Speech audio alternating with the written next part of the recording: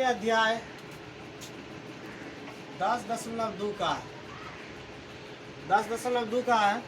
कहता क्या, वृत्त के अंदर स्थित, यानी ये देखिए वृत्त के, ये वृत्त है, इसके अंदर स्थित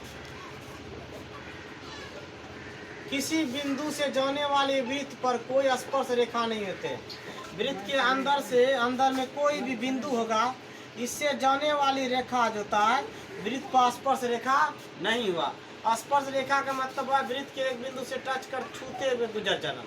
यह हुआ छेदक रेखा, समझे, क्योंकि वृत्त के दो बिंदुओं को प्रतिच्छेद करती है, इसीलिए इसको क्या बोलेंगे, छेदक रेखा। इसीलिए कहा कि वृत्त के अंदर स्थित किसी बिंदु से जाने वाली वृत्त पर कोई स्पर्श रेखा नहीं होती। दूसरा है वृत्त पर स्थित, कोई वृत्त है, इस वृत्त पर स्थित, वृत्त पर स्थित किसी बिंदु से वृत्त पर एक और केवल एक स्पर्श होता है। कहता वृत्त पर, यह बिंदु कहाँ है, वृत्त पर है, इस पे अगर खींचेंगे रेखा तो एक और केवल एक ही स्पर्श रेखा हो जाएगी। एक और एक स्पर्श रेखा होता, अगर वृत्त पर होगा तो एक स्पर्श रेखा हो जाएगा, वृत्त के अंदर रहेगा तो स्पर्श रेखा नहीं होगा, ये करा है। थर्ड पॉइंट कहता है वृत्त के बाहर स्थित, वृत्त के बाहर कोई स्थित बिंदु है, ठीक ना, वृत्त के बाहर कोई स्थित बिंदु है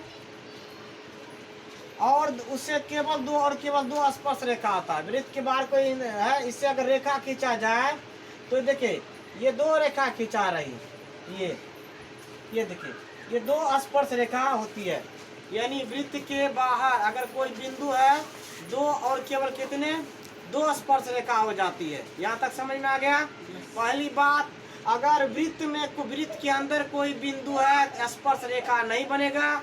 दूसरी बात, अगर वृत्त पर एक बिंदु है तो एक स्पर्श रेखा बनेगा, केवल एक और एक स्पर्श रेखा।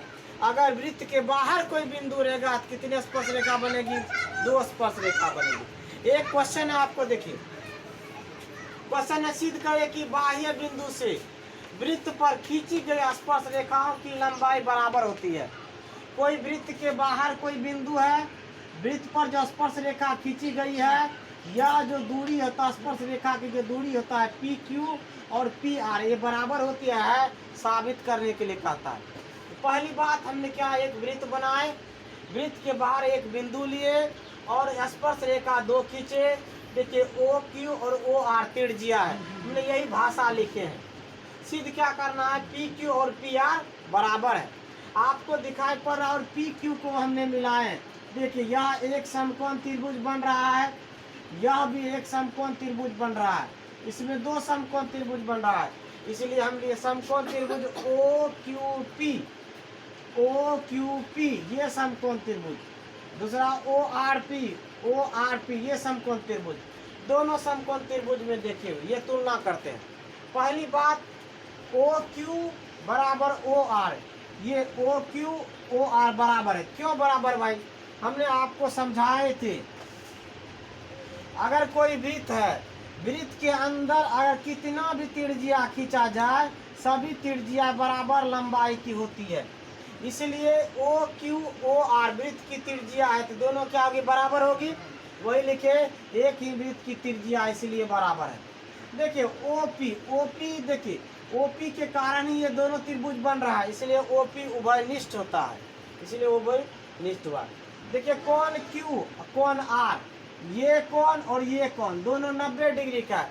जब दोनों 90 डिग्री का है तो दोनों क्या हो गया, बराबर हो गया। 90 है तो बराबर हो गया। जब तीन चीजें सब बराबर होती है और कोण बराबर होता है तो वह त्रिभुज सर्वांग सम, यानी सभी अंग उसका बराबर होता है। राइट हैंड साइन के नियम से होता है ऐसा, इसलिए पी क्यू बराबर पी आर, ये दोनों देखिए ये दोनों बराबर हो गया, ये दोनों बराबर हो गया, ये उभयनिष्ठ हो गया।